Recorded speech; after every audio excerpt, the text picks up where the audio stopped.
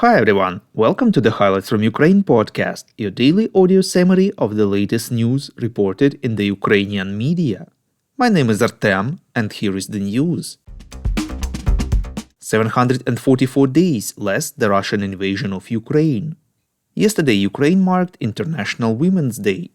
On the occasion, the Defense Ministry released stats on the number of women who serve in the Armed Forces National Guard and other services that fight off the Russian aggression, reports Radio Liberty. According to the data, the number of women in the armed forces is increasing. As of January 2024, 45,587 women are serving in the Ukrainian army. For comparison, in 2014, this figure was more than 16.5 thousand. Among the women who are currently in the military, about 13.5 thousand have the status of combatant. Also, more than 4,000 women defenders are in the area of hostilities. President of Ukraine Volodymyr Zelensky visited Turkey yesterday and met his Turkish counterpart Recep Tayyip Erdogan, reports Ukrainska Pravda.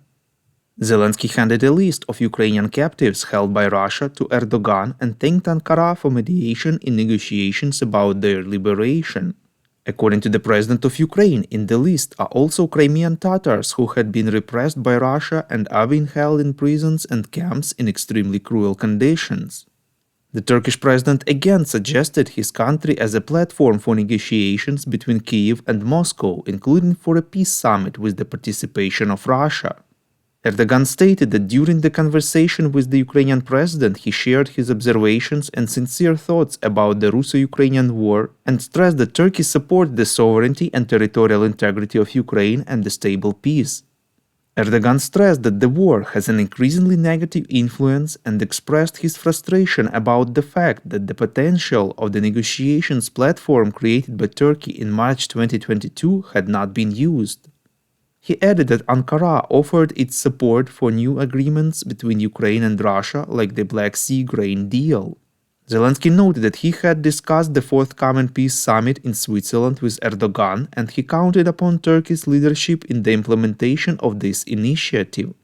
Zelensky opposed the idea to involve Russia in this format. While in Turkey, Zelensky visited a shipyard where 2 corvettes are being built for Ukraine. He named the second ship after Ukrainian hetman Ivan Vyhovsky. The first is named after Ivan Mazepa. We would really appreciate if you could recommend us to your friends and family, as well as share information on social media. This way more people would learn about the podcast and truth about Russia's invasion of Ukraine. Polish Foreign Minister Radosław Sikorski said that French President Emmanuel Macron's idea of deploying Western troops on the ground in Ukraine is useful as a way to influence Russia, reports European Pravda. Sikorski recalled that a similar precedent existed in history, namely during the Korean War, when a coalition of states went to help the country following a UN Security Council decision. He reminded that shortly after the start of the full-scale Russian invasion, more than 140 countries out of 190 voted to condemn the aggression as unacceptable. According to him, this is not just a statement to the press, but the establishment of a legal framework. Given this, Sikorski stated that having a coalition of UN member states to stop aggression here is not unthinkable. Quote, "This is why I applaud the recent French initiative, because in my opinion, there are good intentions behind it, namely to make the Russian president ask himself what our next step will be, instead of allowing him to be certain that we will not do anything creative and to plan his own scenarios." Unquote.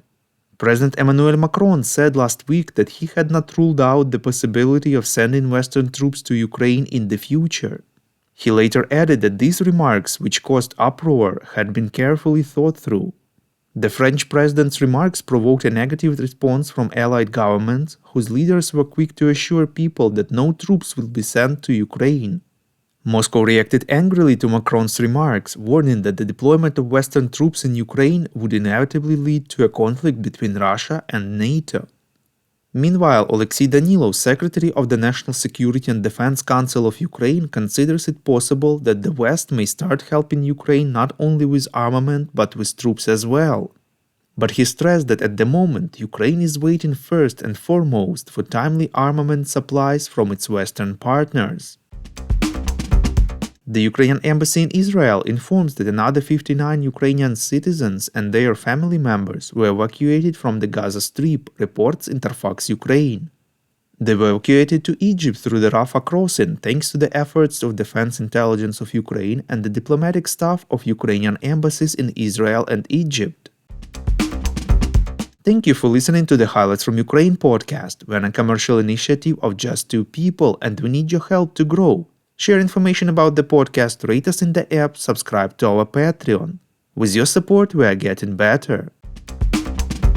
We call on you to demand from governments of your countries to impose the toughest sanctions possible on Russia and its citizens to stop their invasion of Ukraine.